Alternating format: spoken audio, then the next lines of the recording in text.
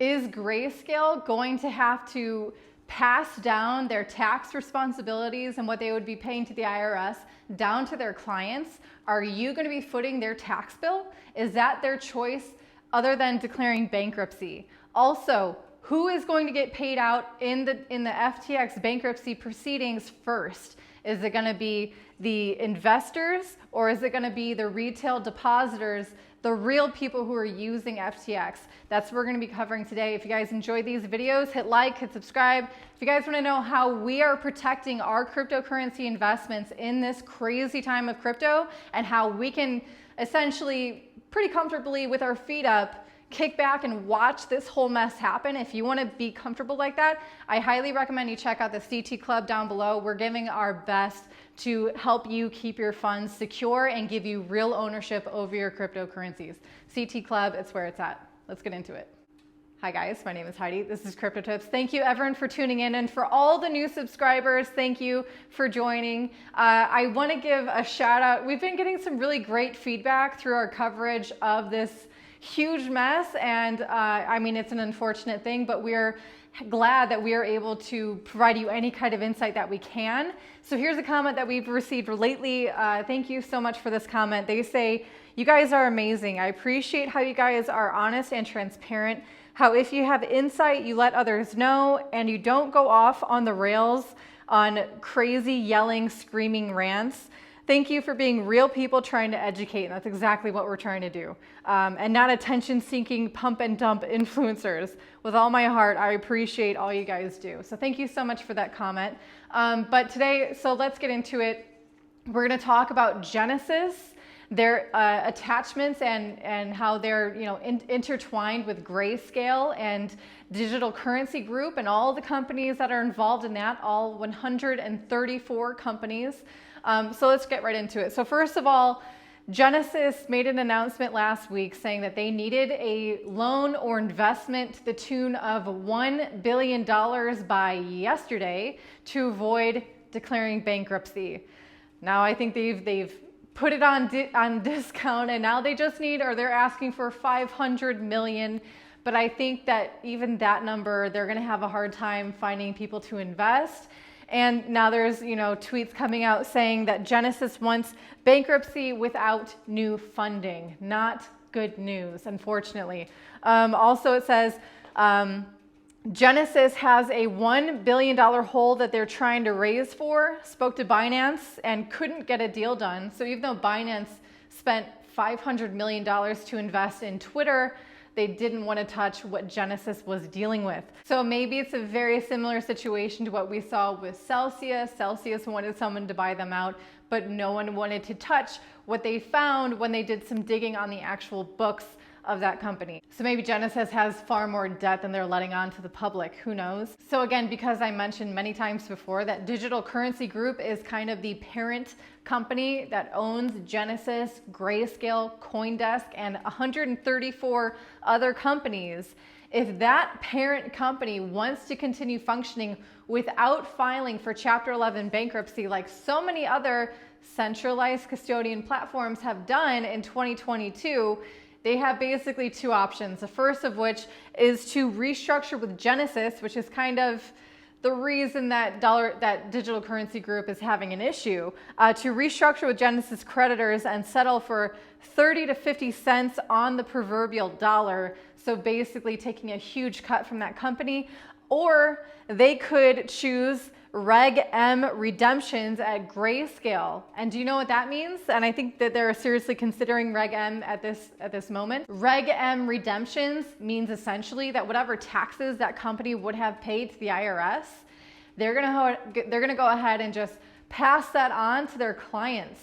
So they're going to put that charge on their clients so it doesn't have to come out yet again from their pocket. So again, just trying to save money and kick that can down the road to their clients. So not a good look, and I'm sure many clients would be very unhappy to not only have funds on a company that seems to be on the wire of surviving or declaring bankruptcy. And then on top of that, they have to possibly be paying the taxes for that company as well. Now, okay, I think what's going to happen with Digital Currency Group, Genesis, and Grayscale is going to be the next big stress for those who are investing in crypto, another source of major FUD in this bear market, and it might drive the prices lower. But just to bring it back to, you know, the classic FTX, I mean, it's unfortunate here, but it's saying Unusual Whales on Twitter said today, FTX founder Sam Bankman-Fried facing mounting legal challenges over the collapse of his cryptocurrency exchange, of course. And he may have harmed his defense by speaking publicly in recent days. I mean, that's classic, right? If you're involved in any kind of criminality and you're being interviewed or potentially interviewed, or you have a court case coming up, don't speak unless your lawyer is present, because you never know what you're going to say, how it's going to harm you in court. And unfortunately, Sam Bankman-Fried's hubris, I think, was just far too large than his logical thinking, and he might have done himself some harm, especially with his recent tweets. Also, it's coming out now thanks to Genevieve Roche Decter, CFA. Again, I'm going to link this particular tweet thread down below in the video description so you can feel free to read through it. There's several tweets. I'm just going to highlight a few of them here. She says FTX has just $900 million in assets to cover over $9 billion in liabilities. So they have like 10% of what they need. But who gets paid back first and who isn't getting any funds back?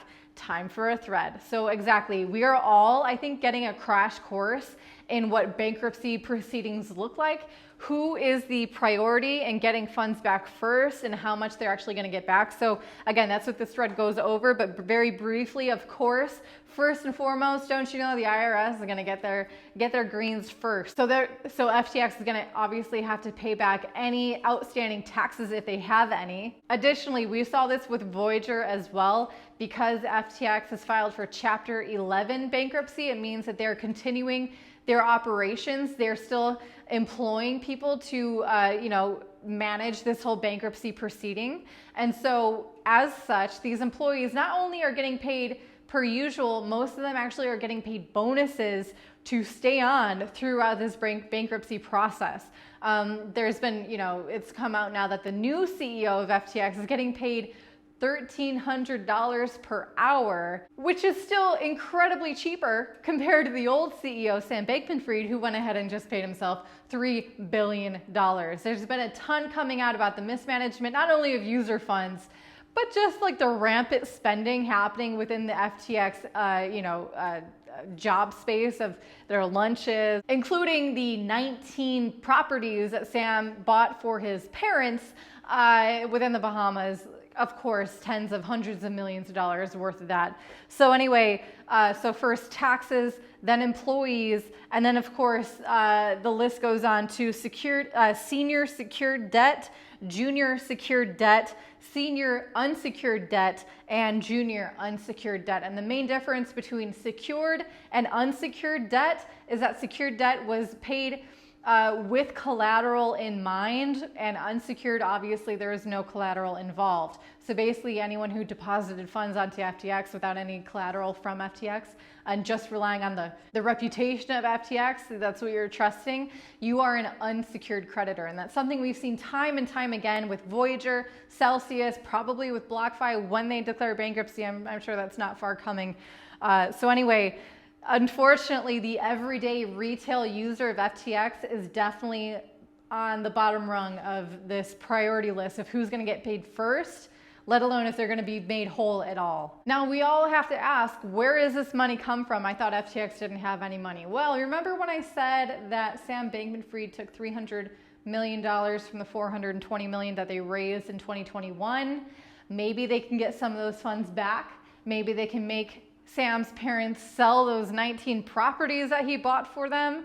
We're gonna see how much that the court can force Sam to repay, to reclaim, basically, to pay out to the people who he owes a crap ton of money to. So basically, if you are a user, if you had funds on FTX and you're going to be paying attention closely to this court case, these bankruptcy proceedings, which I highly recommend that you do, obviously, you're going to need to pay attention to if deposits are customer property or FTX property. Because if it is customer property, then customers are much more likely to get their funds back rather than the other case. So we're all hoping that it's declared a customer property and not FTX's. We're just gonna have to see how the court declares that. So that's just a quick recap of what's happening most recently with the huge debacle of FTX, and most recently Genesis, Grayscale, and Digital Currency Group. Just giving you guys a recap. If you guys enjoyed this, I mean, I know it's not good news, but you're up to date now, so I appreciate it if you hit the like, hit subscribe if you haven't done so. We're putting out videos every single day, keeping you posted on everything that's happening. My name is Heidi. This is Crypto Tips. Bye, guys.